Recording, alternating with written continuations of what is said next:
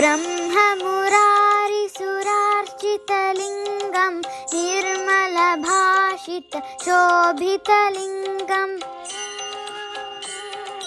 जन्मजदुःखविनाशनलिङ्गं तत्प्रणमामि सदा शिवलिङ्गम् देवमुनि प्रवरार्चितलिङ्गं कामदहनकरुणाकरलिङ्गम् रावणदर्पविनाशकलिङ्गं तत्प्रणमामि सदा शिवलिङ्गम्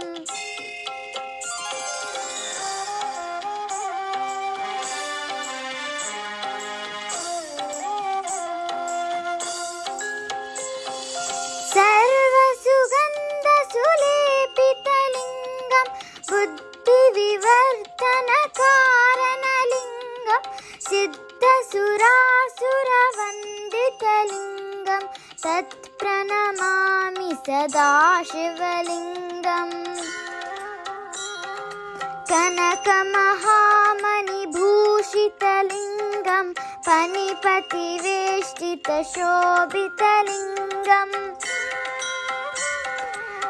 तक्षसुयज्ञविनाशनलिङ्गं तत्प्रणमामि सदा शिवलिङ्गम्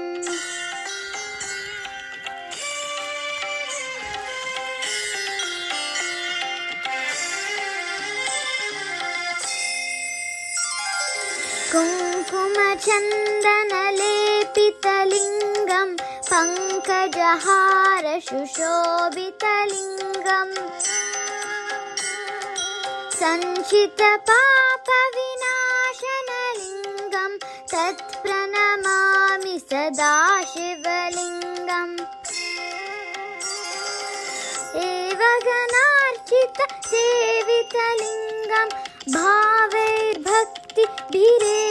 च लिङ्गं दिनकरकोटिप्रभाकरलिङ्गं तत्प्रणमामि सदा शिवलिङ्गम्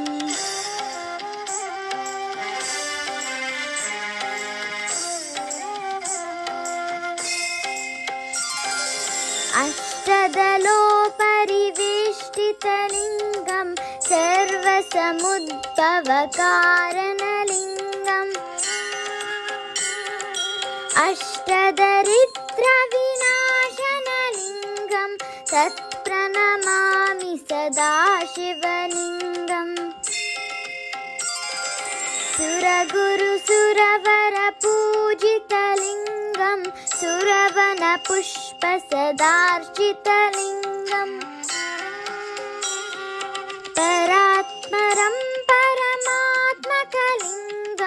तत्प्रणमामि सदा शिवलिङ्गम् लिङ्गाष्टकमिदं पुण्यं यः पठेत् शिवसन्निधौ शिवलोकमवाप्नोते शिवेन सह मोदते।